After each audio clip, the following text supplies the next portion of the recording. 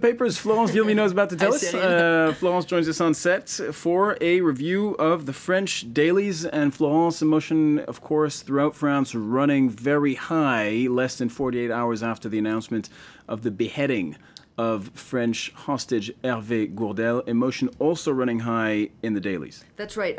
Lots of emotion, particularly among the Muslim community. Let's take a look at the front page of Aujourd'hui en France today.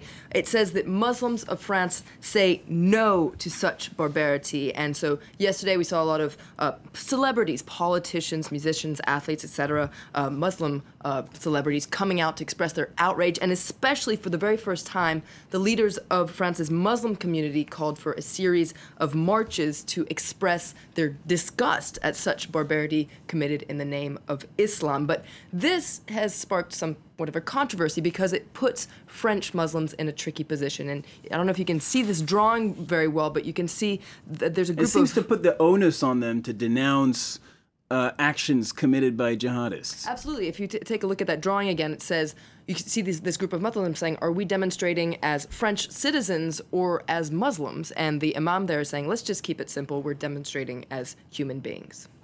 And the beheading comes as the Islamic State organization put out a call for the killing of the dirty, spiteful French. That's right. Let's take a look at the front page of Libération. It's pretty incredible. They have this quote that says, we are all dirty French people. And according to Libé, this is the response of the French Muslim community to the Islamic State Group. But as we were saying, a lot of French Muslims say they're tired of having to condemn the atrocities that have nothing to do with their faith. Every time an Islamist terrorist carries out an attack, all eyes turn to the French Muslim community to condemn it. And if they don't outlash vocally against such atrocities, they're secretly suspected of making allowances for such fanatics. But in its editorial, Libération says such widespread condemnation from the Muslim community in the last 48 hours is actually useful for many reasons. First of all, it shows young French Muslims who are drawn to jihadist movements that these movements are hijacking the Muslim faith. But most importantly, it shuts up people on the far right who want to associate all Muslims with radical Islam so as to alienate them. Now, other newspapers are more critical of the reasoning behind this public condemnation. Absolutely. I pulled out an article from Rue 89 that has really been getting a lot of attention on social media. This article says it's absurd and crazy to ask Muslims to condemn and publicly distance themselves from the barbarity carried out by the Islamic State Group. And this article is particularly critical of what you can see a photo of this. This is a campaign that was launched in the UK. The Not in My Name campaign. That's right. The hashtag Not In My Name campaign. Le Rue 89 says, don't be mistaken what's happened here. The logic behind all this is Islamophobia. The logic basically assumes that all Muslims have a link to Islamist terrorism, and they have to publicly sever this link. And if they don't, well, they secretly support terrorism. And so Rue 89 says this is crazy. If you ask Muslims to break away from radical Islam, you might as well ask handicapped people to publicly disown Oscar Pistorius, or you might as well ask pop stars to disown Miley Cyrus, or more importantly, you might as well ask the Christian right to disown the Ku Klux Klan. It's completely absurd. They have a list of crazy examples, and in fact, they call on readers to come up with their own crazy examples. So if you want to add your list, go to Rue 89. That's probably a debate that's going to continue to play out here in France and possibly in the media over the coming days. Let's move on to French politics. Lots of papers, of course, focusing on the former French president Nicolas Sarkozy, his return to the political scene more than 2.5 years, I think it is now, 2.5 years after he left politics. He was beaten by François Hollande, the last presidential campaign.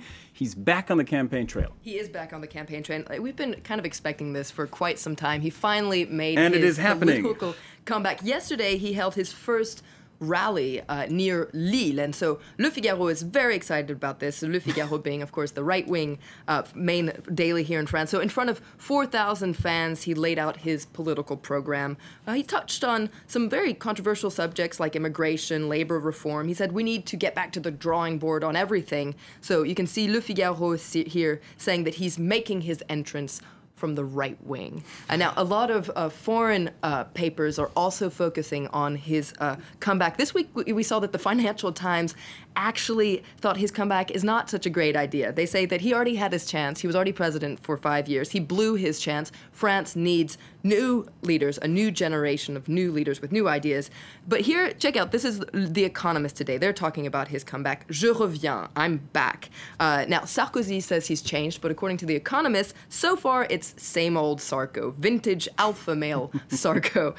Now, they say it's not surprising that he chose the North to make his first to hold his first rally, because that is traditional socialist territory that recently has become the stomping ground of the far-right National Front Party, and that's exactly who he's trying to attract. But The Economist says that for now, his platform is too unclear, and it's not even clear if he really knows where he's going. All right. Well, thank you very much. Florence Villeminot has been reading the French papers. Unsurprisingly, perhaps, the French and Anglo-Saxon papers have a different take on this particular story. You'll be back later on throughout the day for international dailies. Thank you very much.